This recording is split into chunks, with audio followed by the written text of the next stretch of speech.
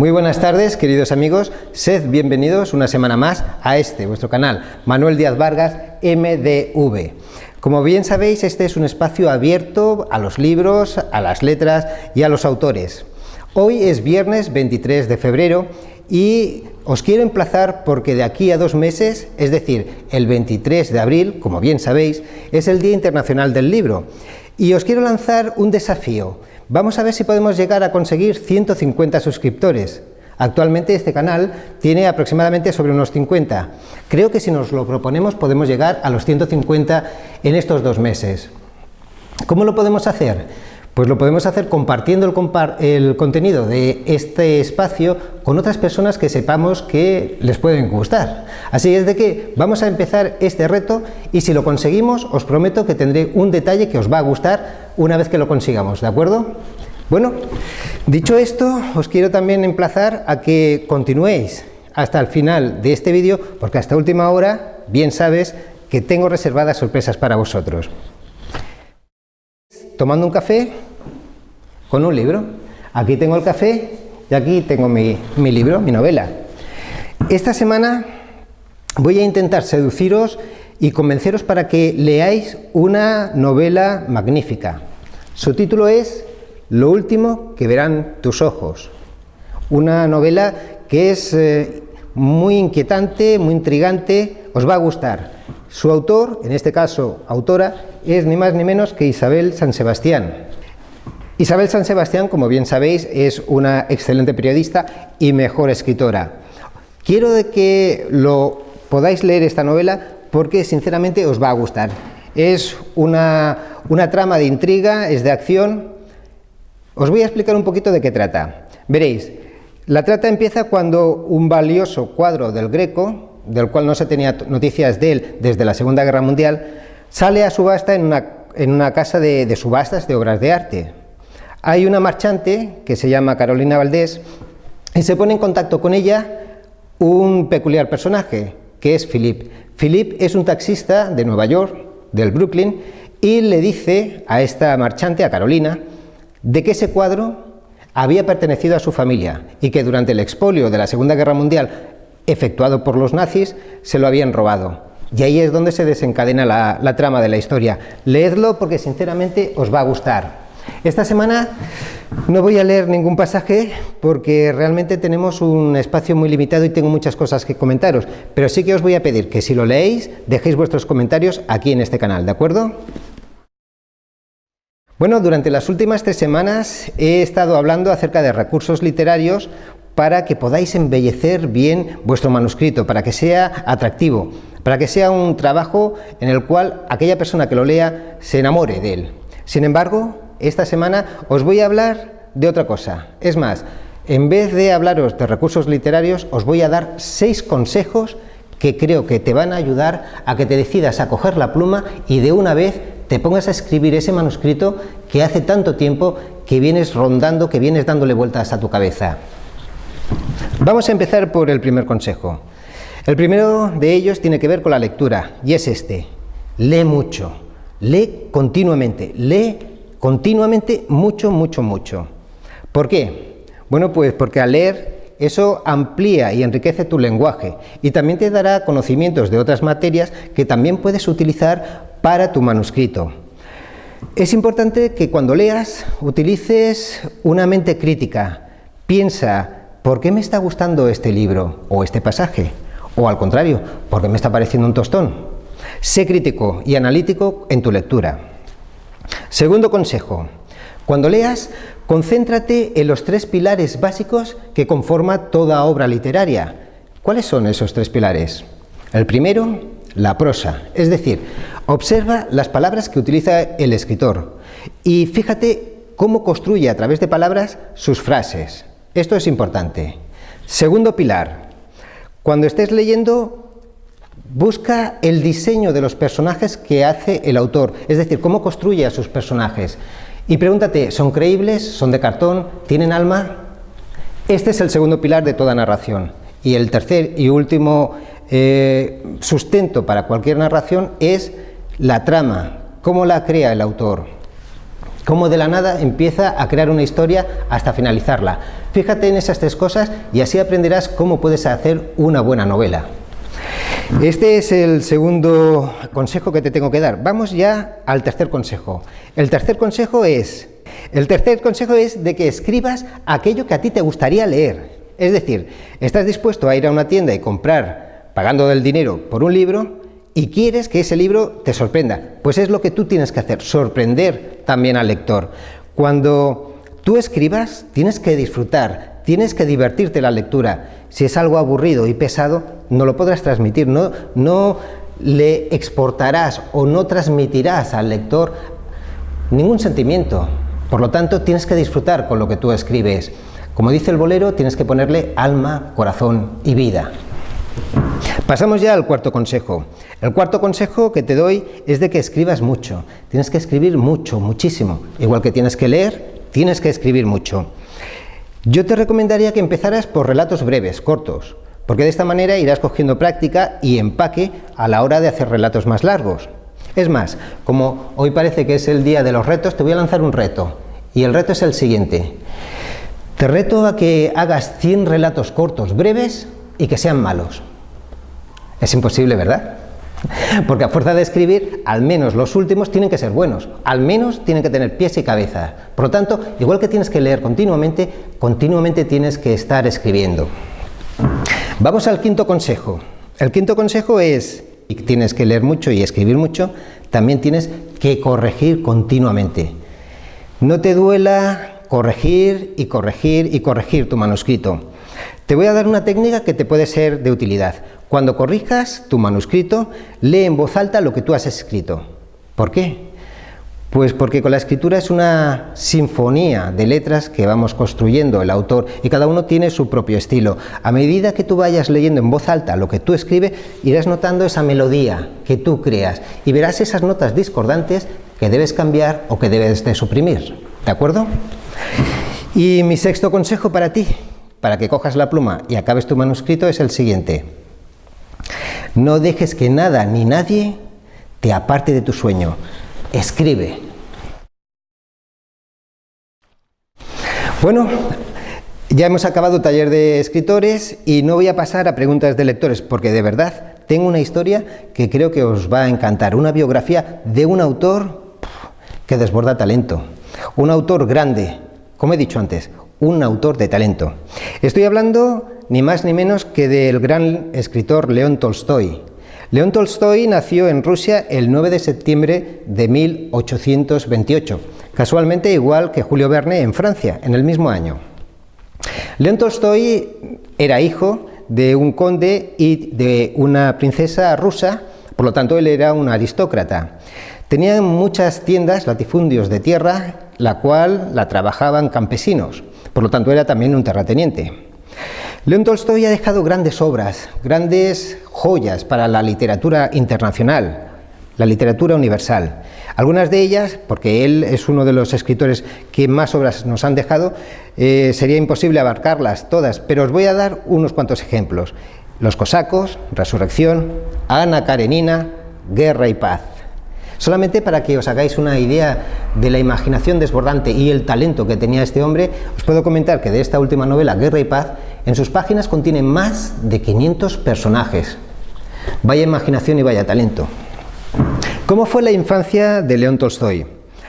Su infancia estuvo marcada por dos fallecimientos, dos muertes. Cuando contaba 2 años de edad, fallece su padre. Pero es que 7 años después, cuando tenía 9 años, fallece su madre. A partir de ese momento, él y sus hermanos pasan bajo la custodia de 2 tías paternas. Hasta los 16 años, León Tolstoy estuvo en su casa estudiando. Las clases eran de cierto nivel, de cierto empaque, y eran clases que las instruían profesores de nacionalidad francesa y alemana. A partir de los 16 años, él deja la casa paterna y marcha a la Universidad de Kazán para iniciar sus estudios de Derecho y de Letras. La pregunta ahora es, ¿cómo fueron sus años estudiantiles? Bueno, su juventud estudiantil se podría expresar con una única palabra: excesos. León Tolstoy reconoce en una autobiografía de sí mismo que cuando él era joven y estaba de estudiante, le gustaban las fiestas de sociedad, le gustaba el juego de azar, le gustaban las mujeres y el alcohol, es decir, lo tenía todo. Entonces, él se podría decir que su juventud estaba basada en el exceso. Reconoce también en su biografía que consiguió buenas calificaciones, pero no tanto por ser buen estudiante, y sí por la alta alcurnia de la cual procedía. Finalizados sus estudios superiores, en 1851, León Tolstói no sabe qué hacer con su vida y entonces es aconsejado por su hermano Nikolai, seguramente con el que mejor se llevaba de todos ellos, y consigue convencerlo para que se aliste en el ejército. En este caso, su hermano Nikolai ya era oficial en el ejército ruso en el arma de artillería. Entonces, León Tolstói se alista y están juntos, hasta que estalla la guerra de Crimea. En la guerra de Crimea se constatan dos cosas importantes. La primera, que León Tolstói era un valiente, consigue condecoraciones por su arrojo y valor frente al enemigo. Y la segunda es de que la vida militar no va para él. Detesta los horrores de la guerra y los desmanes que ve en uno y otro ejército. Así que, acabada la guerra de Crimea, en 1853 pide la licencia del ejército y abandona las armas. Bueno, a partir de ahí, él inicia una serie de viajes. Viaja por Rusia y también posteriormente viaja por algunos países europeos. Viaja por Alemania, Suiza y Francia. Esto le sirvió como contrapunto para poder comparar lo que él conocía de su país, de su amada Rusia, con el resto de otros países europeos. Se da cuenta cómo viven los campesinos rusos y cómo viven pues, la gente que trabaja de capas inferiores, cómo viven esas personas aquí en el resto de Europa. Y se da cuenta de una cosa. Se da cuenta de que la clave de todo está en la educación. Ahí él empieza a acariciar la idea de crear escuelas para los campesinos y estas escuelas deberían ser naturalmente gratuitas. Bueno, se vuelve a su país y en 1860 recibe otro importante mazazo. Su querido hermano Nikolai, con el cual había servido en el ejército, ¿recordáis?, fallece. Entonces esto ya es lo último, el revulsivo final que hace que él empiece a cambiar. Se pone manos a la obra y construye escuelas gratuitas para sus campesinos. También talleres de trabajo especializado para que ellos obtengan una calificación más alta. A partir de ese momento, él empieza a pensar más en los demás y no solamente en sí mismo. En 1862, cuando él contaba 34 años de edad, contrae matrimonio con Sofía Baer, una encantadora jovencita que apenas rondaba los 20 años de edad. Su vida con Sofía tuvo sus luces y sus sombras, como cualquier matrimonio. Sin embargo, os puedo comentar dos cosas. Primero, que ella era una persona muy culta, pues su familia procedía de Moscú y eran personas que le gustaba la cultura. Y la segunda cosa es de que el matrimonio tuvo la friolera de 15 hijos. Por fin, en 1882, León Tolstói ya ha conseguido la fama, ha conseguido la cumbre de la popularidad. Ha escrito obras geniales, como Guerra y Paz, Ana Karenina y otras muchas. Sin embargo, cuanta más fama él consigue, cuanto más gloria tiene, más vacío se siente. Se da cuenta de que toda su vida ha sido dedicada a la autocomplacencia y cree que es el momento de hacer algo por los demás. Por esa época, más o menos, empieza a dejar de escribir obras tan populares y se dedica más a escribir ensayos y obras más religiosas, de un calado moral alto. Por esa época también empieza a criticar y condenar a la Iglesia por su opulencia y sus abusos. Arremete con violencia contra la aristocracia rusa por los privilegios que estos tienen y desprecia la utilidad del ejército. Por esa época también se hace vegetariano, se considera a sí mismo como un anarcopacifista y empieza a profundizar en filosofías cristianas libertarias. Deja prácticamente de escribir. Ahora se dedica a trabajar con las manos, hace de zapatero. Deja de vivir en la casa grande en la cual convivía con su mujer y sus hijos, con toda la familia, y vive en un anexo como si fuera un pobre, como si fuera un campesino, sin lujo, apartado de todo lo que sea placeres. Como te puedes imaginar, todos estos cambios le trajeron problemas y enemigos. El régimen zarista le cerró las escuelas y los centros de trabajo para los campesinos. La Iglesia ortodoxa lo excomulgó en 1901. Los aristócratas lo veían como un enemigo a abatir, pues señalaba aquellas cosas que ellos hacían. Pero lo que más le dolió a León Tolstói fue el rechazo que empezó a percibir por la clase campesina. Lo miraban con recelo. No entendían por qué ni cómo una persona de esa calidad, de esa cultura tan desbordante, era capaz de desprenderse de todo para vivir como ellos, como un pobre. Todo esto agravado por las discusiones cada vez más crecientes con su mujer, con Sofía, pues Sofía no estaba dispuesta a desprenderse de todas las posesiones materiales que tenían y repartirla entre los pobres, hizo de que al final León Tolstói, cuando contaba 82 años de edad, una noche de noviembre de 1910, decidiera hacer una locura. Cogió y se escapó de casa. Él, acompañado del médico de la familia, gran amigo suyo, y de la menor de sus hijas. Como os podéis imaginar, a las puertas del invierno ruso y con 82 años no llegó muy lejos. 3 días después cayó enfermo de una neumonía y el 20 de noviembre de 1910 falleció como un vagabundo en la estación de ferrocarriles de Astapovo.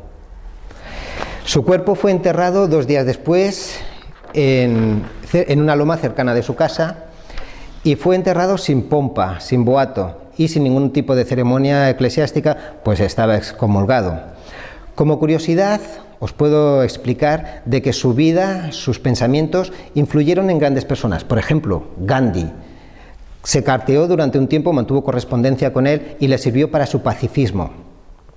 También sirvió de inspiración para otro gran personaje posterior, que fue Martin Luther King, aquel que abogó por la resistencia pasiva para conseguir los derechos civiles de los negros afroamericanos en Estados Unidos. La gran vida de este talentoso autor se podría describir en una frase acuñada por él mismo, que es la siguiente: el secreto de la felicidad no es hacer siempre lo que se quiere, sino querer siempre lo que se hace. Bueno, esta es la vida de León Tolstói, una persona de gran talento. Por cierto, ¿quieres saber de dónde viene la palabra talento? Bueno, en griego talantón y en latín talentum era el nombre con el cual se designaba a los platillos de las balanzas para medir lo que pesaba y su valía. De ahí viene talento, del peso y valía. Posteriormente también se acuñó una moneda que era de gran valor y su nombre era talento. Aparece en los evangelios. Y de ahí algunas otras monedas adoptaron el nombre de peso, como en Latinoamérica, en México, Cuba, Argentina, el peso. Se cree, aunque hay divergencia y controversia al respecto, pero se cree de que la palabra peseta, la moneda que se utilizaba en España, viene de peso, pero en pequeñito, peseta. Es curioso, ¿verdad? Bueno, queridos amigos, hasta aquí lo que os quería comentar. Si os ha gustado, le dais a me gusta. Espero que consigamos el reto que nos hemos lanzado de conseguir 150 suscriptores y hasta la próxima semana, queridos amigos. Qué corto se ha hecho, ¿eh? Ya está. Hay que ver, que yo que creí que talento era talento internet, talento el tren, que veo que se aprende en el canal este, ¿eh? C'est incroyable, hein, ce que l'on apprend sur ce canal-là. Mais incroyable. Incroyable. Phénoménal. Toma.